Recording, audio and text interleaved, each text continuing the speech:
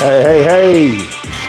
Welcome, true believers and comic book fans all over the world. This is Corner, Comic Book Corner, with host OMD, aka Doc Savage, the man of bronze. Thank you. This is episode 6 of Comic Book Corner. I appreciate you being here. As you can hear, we got the X-Men remix going. Yeah. Yeah. Hey, thank y'all for being here tonight. I appreciate it. Episode 6. It is December the 14th, 2024. Thank you for being here, true believers. This is Comic Book Corner, hosted by your boy, OMD, aka Doc Savage, the man of bronze. Thanks a lot for being here. I appreciate it. Hey, we got some great news to talk about in the comic book world and the comic book film world. The new film coming out, we're going to talk a little bit about Kraven the Hunter. For those who don't know a little background about Kraven, he is a Russian, grew up in Russia, and he is a nemesis of several comic book characters, superheroes in the Marvel universe. Primarily, he's a villain that went up against Spider-Man majority of the time, but he's fought Black Panther. He's actually hunted Black Panther. He's hunted Spider-Man. He's hunted Moon Knight. There was a comic that I seen many moons ago where that's no pun intended, many moons ago that he hunted Moon Knight as well. Didn't end too well for him. Moon Knight is a demigod, so that was a pretty good issue, if I remember correctly. But just to talk about that in more detail, the new film coming out, Kraven the Hunter, is starred by Aaron Taylor Johnson, who plays Kraven the Hunter. For those who don't know who Aaron Taylor Johnson is, if you ever remember watching the film back in the day, Kick-Ass, that was the first time I ever saw him debuted in a film. He played Kick-Ass in obviously part 1 and part 2. And he also was in the first American-made in the 2000s Godzilla film. He was the soldier or the nuclear technician. He was the son of Bryan Cranston in that movie, and he was the military young man who was the nuclear technician that ended up arming the bomb that at the end of the Godzilla film. He also had a role in an Avengers film as Wanda, the Scarlet Witch's brother, who is Pietro. For those who know that character, he's the Wizard. That's the speedster, one of the speedsters for the Marvel Universe. He played that. He obviously passed away in that film, which I thought was a waste, to be honest with you. They should have kept that character. I'm pretty sure in the MCU, especially after the Deadpool Wolverine franchise, where they went to the universe where all the characters could be, brought back. There's a chance that the Wizard might actually be brought back. It also stars the new film Kraven the Hunter, stars Russell Crowe, who plays Kraven's father, Nikolai. Ariana DeBose, who plays Calypso Ezel, Kraven's lover and partner in the film, and Levi Miller, who plays a young Sergei. It was directed by J.C. Chandor, and the plot is as follows. The movie is an origin story of Sergei Kravenov, also known as Kraven the Hunter. It explores his relationship with his father, Nikolai, and how he becomes the fearsome hunter. For those who know really about Kraven's character, Kraven hunts, and he usually always finds who he's hunting. He's obviously a mercenary, and he in the comic books he was paid to take hunt and take down some superheroes. A lot of like the Kingpin enlisted his help into trying to stop Daredevil and Spider Man, uh, which leads me into talking about the heroes in New York, which is there are several heroes in New York City who protect certain areas. They also do, obviously Spider Man, Fantastic Four, and all these different characters have saved the world many, many times. But they obviously have their place where they origin and also the area where they protect in New York City. I'm gonna go down the list. Spider-Man protects Queens, New York. For those who didn't know, he's a Queens, New York native, and he became the friendly neighborhood Spider-Man for that area. The Fantastic Four is Midtown Manhattan. They live in the Baxter Building. Uh, hey, what's going on? I got some people on the chat right now. Any questions that you have about any of the comic book stuff that we're talking about? Please feel free to let me know. Uh, Luke Cage, Power Man, aka Power Man, it originated from Harlem, New York, before he was experimented on and given the serum to make his skin super hard and invulnerable to pain and bullets and all types of things.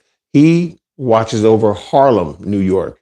Daredevil is a character who subsequently watches Hell's Kitchen, New York.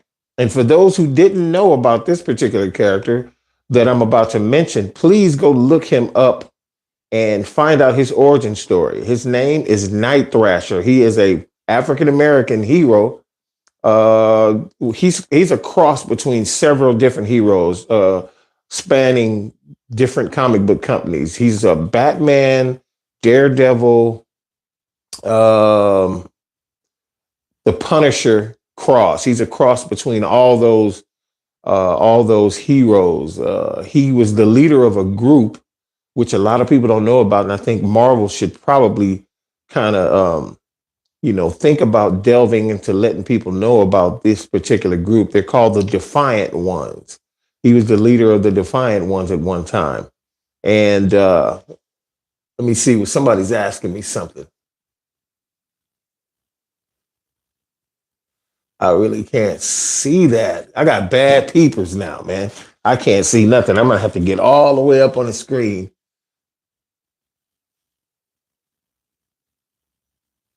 Hold on a second. Let me see what this says. Country heroes like Gambit. Yeah, Gambit's a beast. I love this question. I love this friggin' question. Gambit. We could talk about Gambit. We sure can talk about Gambit. Gambit was in a group called the League of Assassins before he joined the X-Men. The League of Assassins uh, is a group very similar to DC's assassin group, where Batman learned all his fighting skills and his tricks of his trade. The thing about the League of Assassins in Marvel Comics, there's not a whole lot of information about them other than the leader. And at one time, Gambit was in love with the leader of the League of Assassins, but he broke up. And you're supposed to die when you try to leave the League. And he happened to broker his way out of that and became one of the X-Men. His mutant, for those who don't know, his mutant power, he can, whatever he picks up, he can use as a weapon. He can transfer kinetic energy into that object and summarily make it explode. He's got a great, and he's also an expert martial artist. He has several different martial arts that he's learned about and also mastered. So there's several comic book heroes similar to Gambit, Liu Kang, Iron Fist, a bunch of people like that who, heck, Moon Knight. Moon Knight is an expert martial artist. Moon Knight is a very underrated character. He's also a weird character, to be honest with you, but Moon Knight is powers come from an Egyptian god. He's the avatar of an Egyptian god, and I always liked that character. But the guy who is Moon Knight has a split personality, which is very very intriguing. Another character in Marvel who has a split personality as well, or has some type of a bipolar disease, is one of the most powerful characters in Marvel who has Superman like powers, and that would be Sentry. For those who don't know, Sentry is a bad. If you look Sentry up, and that's Sentry with an S, Sentry. Sentry is an incredibly amazing character. There's about three or four Superman like characters that are in the Marvel universe. One of them being a black man. The Blue Marvel in Marvel Comics is a Superman like character, as well as Hyperion, Sentry, the Gladiator, who is the leader of the Shi'ar Guard in the X-Men series of comic books. He's has a big blue mohawk. This some bitch is very, very. Sentry is one of those characters that has ungodly powers. His powers extend to the point where if he feels like he can beat you, there's no way you're going to win. It's something about the more it's almost Hulk like. Like Hulk gets angrier and angrier, and he gets stronger. Sentry is very similar in that way, to where if he gets overconfident, if he gets confident, like he feels like he can whoop your ass, he'll get stronger and stronger. But if the only way you can beat Sentry is if you start to make his confidence wane. It's kind of weird. He's got a great, but it's very seldom that Sentry loses confidence. That's the reason why he's he's very hard to defeat. But getting back to Kraven the Hunter, this film will be released. It's going to be released very soon if it's not already been released. Here's some of the reviews of the movie. So I guess it is out at the moment. Screen Rant praises Taylor Johnson's portrayal of Kraven the Hunter, but notes that the movie's dialogue is clunky and the plot is all over the place. The Verge calls the movie a desperate cash grab and says it's over busy with too many Spider-Man villains. So there must be Spider-Man villains in the film. They don't talk about who they are. I think Rhino may be in this film, if I'm not mistaken. And also Dextro calls the movie comically bad. So they're not giving it the greatest ratings from what I can see here. But I'm a huge Marvel fan, and I'm actually a fan of certain villains, and Kraven being one of them. So, I'm going to go ahead and check that out. I'm going to check it out. If anything, I may wait till it reaches streaming service. I may wait till it reaches Disney Plus, or I may go see it at the movies, like at its tail end or its tail end run at the theaters. By then, it shouldn't be that many people in the theater, and I'll probably get a chance to really, really check it out. Yeah, I'm getting a lot of comments here. Hulk is a monster. Hulk. Let me tell you, the Hulk in the Marvel universe is a bum. I'm gonna just keep it real with you. The Hulk in the Marvel universe is absolutely horrible. They made him very weak, very, very weak. The scene where he confronted Thanos on the ship with Thor, where he was overpowered and absolutely beaten up. And therefore, in the next film, when they got back to Earth, when Banner got back to Earth, and he was trying to help Spider-Man and Doctor Strange, Hulk wouldn't even come out. He was so embarrassed that he got beat, he wouldn't even come out.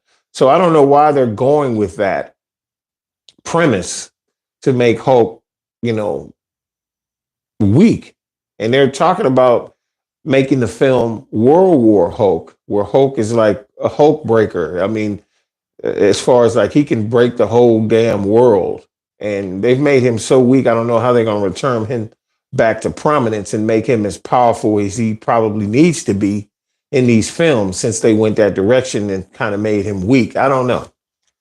So as you can see, Uh, the Craven the Hunter review was very bad. So it's up to you whether you want to go check it out. I'm going to go check it out. I like Aaron Taylor Johnson. I think he's a great actor. I think he shouldn't have never been killed off in Age of Ultron. If you didn't see Age of Ultron, check it out. Go on Disney Plus and see all of the Avenger films. And to date, as far as I'm concerned, there might be some people who disagree with me on this.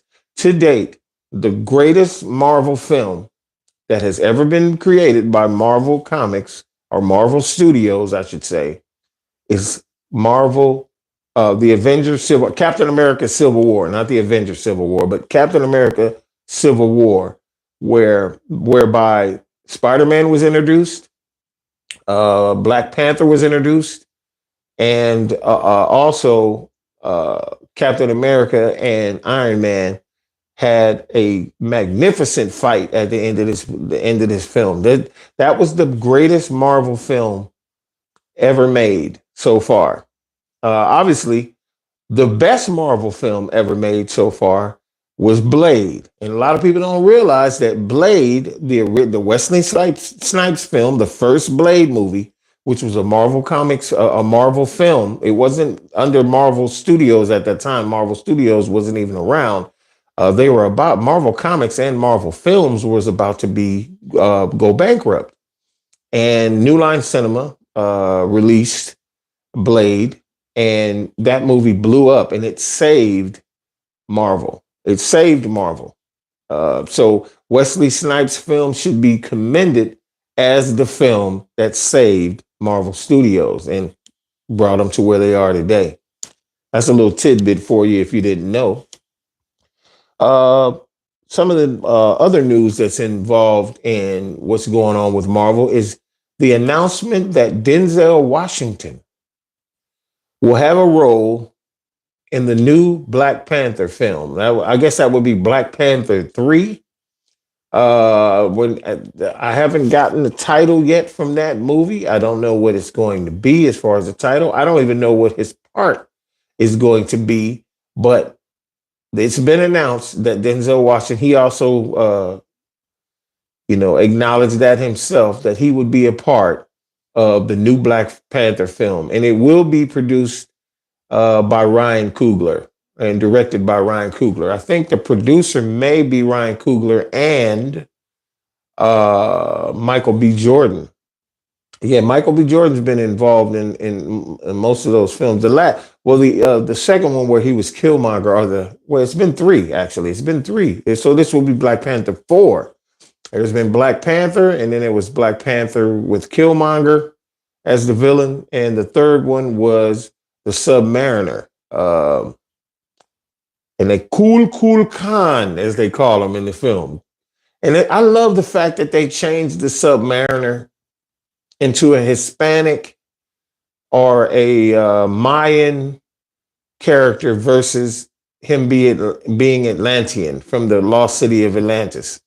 That should be reserved for Aquaman, and I think that's the reason why they strayed away from that premise. Marvel and DC has always been going. Hello? Oh, it said no power. Marvel and oh wow, I think I might be running out of. I might be running out of power on my microphone. I hope not. That would actually end this damn episode real fast. So, with that said, I think we're about 20 minutes in. This might be one of the shortest episodes I ever had because I got to charge up my microphone. So it's telling me no power. So it looks like it might go out here in a minute. So what I'm going to do is I'm going to cut this episode short. Episode 6 has been really short, but you got to find out about Craven the Hunter, the upcoming film, and also some other news about what's going on. Next time and next episode, I'll have some new comic books to show you that have been purchased. And I appreciate y'all being here. I can't stand this technology and all the crap we have to do these shows, but it is what it is. Check this out, you guys. I appreciate you being here. This has been an episode that I've been waiting to do for a long time. I haven't done a comic book corner episode in a while. And I appreciate y'all being here a whole lot. I swear I do.